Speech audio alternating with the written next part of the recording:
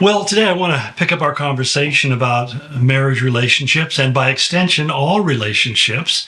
And because if you can understand these dynamics in terms of your relationship with your husband or your wife, you'll be more effective as a friend, as a part of a community of believers, or even basically society as a whole. But verse 3, where we're going to pick it up today, is one that has been a source of a lot of guilt and shame for a lot of women, which is very unfortunate because it's really, I think, an overinterpretation, an over-reading of what the text says, and you're saying things, drawing out of it things that are not implied here in the text. And that's why we often want to get the literal meaning, but we also need to realize that language is used in the context of a culture, and it can have basically symbolic or metaphorical meanings, allegorical meanings, that are meanings that are not clearly stated, but they certainly are implied. I mean, a great example was, I remember the first time I went to India and I was with a couple of other gentlemen, and one of the gentlemen was in his 20s, it was his first chance to be in a third world country, and we were deep into the bowels of India, down in the southern tip, and we had a guide who was leading us from place to place where we were sharing in the ministry. And he began to explain to us what was going to be involved in our journey. And it was pretty arduous. I mean, what we had to go through. And so as we were listening to it, and suddenly the young man says to him, because he couldn't believe that we were going to have to endure all these things, he said, "Are you pulling my leg?" And this poor Indian gentleman, he looked at us, he looked at my friend's leg, and he looked back up at him, he goes, "No." Well, you know what my friend was saying, "Are you kidding me?" But he took it literally because that phrase is not used in Indian English, which, by the way, India is the largest English-speaking country in the world. It's the one universal language from tip to tip that's spoken in India. People don't realize that oftentimes. So anyway, but they have their own dialect and they have their own version, which most of us are aware of. But what he says in verse 3, he talks about the issue of beauty. He said, "Your beauty should not come from outward adornment, such as elaborate hairstyles and the wearing of gold, jewelry, or fine clothes." Now, the reason why I say is that we overread this is because I think the New King James Version and the NASB version, which are probably the two of the most literal translations that we have in the English language. They both they do it in parentheses, so you'll know that it's an insertion by the translators. It's not part of the original text, but they're saying this is something that's being implied. And they said it should not merely be the outward adornment. In other words, not giving an inordinate amount of attention to what you look like on the outside, mainly because it fades away. In fact, he later on goes on in verse 4 to say it's a fading beauty.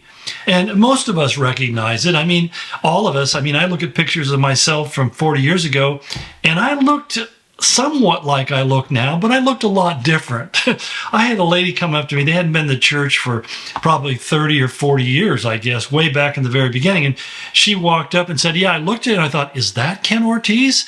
And I thought to myself, yeah, the years have not been kind. But the whole point is, it fades. No matter what youthfulness, what strength, what vitality, which energy you have, with time, those things will fade. And we live in a culture that puts so much incredibly inordinate attention to people's outward appearances that a lot of people are caught up in this frenzied effort to delay age as much as possible, to remove the wrinkles, to remove the bags under the eyes, to lift the eyelids, to fix the chin, and on it goes. And what he's saying is that there's only so much that Botox and liposuction and implants and tucks and rolls, there's only so much they can do because even those things deteriorate. I was shocked to find out that people who get facelifts, they have to have it redone about every 10 years. And that's pretty much the case with all those kind of cosmetic things. And I thought to myself, not only is that incredible expense, but the pain and discomfort, no thank you, I'd rather be old and ugly. But the whole point is, Guys get away with that a lot more than women do, although that's changing even then. Even men are beginning to feel bad because they don't maintain their vitality and all these things that they're supposed to take to keep them young and vibrant. I get it. I don't want to age. I don't like seeing my strength diminished, my stamina becoming less. But I also understand that that's part of the aging. And what happens as you age is you become less dependent upon the externals, and you begin to focus on the very thing he's talking about further on in verse 4 about the inner self. You begin to realize that who you are on the inside doesn't change. It can grow younger and more vibrant and more insightful and wiser and more powerful and effective the older you get, so that even as your body begins to decay, the inner person becomes significantly more beautiful. And that's what he talks about, that inner beauty. And so I think it's so important for us, because even as Paul would say in 1 Timothy 4:8, which I think gives a much more balanced sense of what he means here, he says, for physical exercise has some value. I mean, the reality is that at my age, I need to be walking a couple miles at least every day. I need to be watching what I eat. I need to be doing whatever kind of strengthening exercises I can get up to in order to keep myself flexible and vibrant. I need to do my stretches and all those kind of things, because I don't want myself to become petrified. And I see that happening. But at the same time, I don't do it so that I can look good. I do it so that I can feel better and I have more energy. And that's where we find in this age where we have so many screens in front of us, we end up becoming very sedentary. And that's the most deadly thing we can do. It's slow suicide. If you spend all your time sitting on a couch or a chair and just watching a TV or working on the computer, you're going to suffer. And you need to get up and you need to have movement and all the rest of that. You know this is better as I do, but maybe you'll listen to it to me when I tell you that I see it in myself. I can't let myself become turned into sediment, because that's what the word sedentary means. You turn into something rock hard and solid. But Paul says physical exercise has some value, and that's the value right there. But godliness is valuable in every way. And so if you're going to the gym every day and working out and running and exercising and doing all those things, kudos, good for you. But if you don't take that same amount of energy and put it into knowing the Word, reading it, spending time with God, being involved in things that build you up spiritually and edify you, then you're neglecting the most important part of who you are. Because, one of the things that everybody should understand is one day this body is going to be gone. It's from dust it came, and dust is going to return. But the soul inside of me is eternal. It doesn't age and it doesn't die. It lives forever. Where it lives forever is really the most important decision we make in life.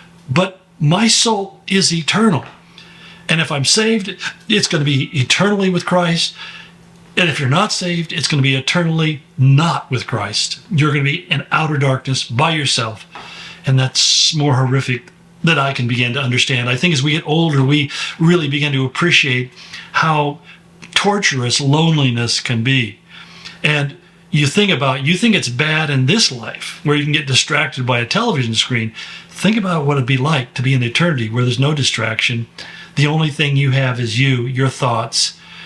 I suspect that many people in eternity will get a glimpse of what they could have had and then realize they can never have it. Because that's in the story of Lazarus and the rich man. He sees the poor man. He sees Lazarus being feted and loved and cared for and blessed in eternity, and he is not. He sees that, and that's very chilling to me to think about. But that's why Paul goes on to say in 1 Timothy 4:8 again, he says, because godliness has promise for the present life and for the life to come. So Billy Graham put it really cleverly many, many years ago when he said that you should dress as the world dresses, but don't undress as the world undresses. In other words, we don't want to stand out as being odd because we have this Christian uniform that we wear. And I'm afraid that some Christians do that. Well, that's between them and God, but I don't think that's what God is calling us to. But at the same time, when the world has a lack of modesty and really kind of flaunts a kind of immorality, that's something that we should back away from. We're not here to push our bodies in other people's faces. We're here to lift up Christ and encourage them to seek his face. Chuck Swindoll, who has a way of putting things sometimes, I'll probably get in trouble for this, but he said, ladies, wear makeup. Because he says, even a house needs a paint job once in a while. That's Chuck Swindoll. Get mad at him. Send your letters and emails to him. Anyway, but it's been a good week, I hope, for you. I think this is important stuff. This is where the rubber meets the road. This is where we live every day. And I pray that this weekend will be a blessed one for you as you prayerfully reflect on how you relate to those people who are closest to you. Many blessings in Jesus' holy name. Amen.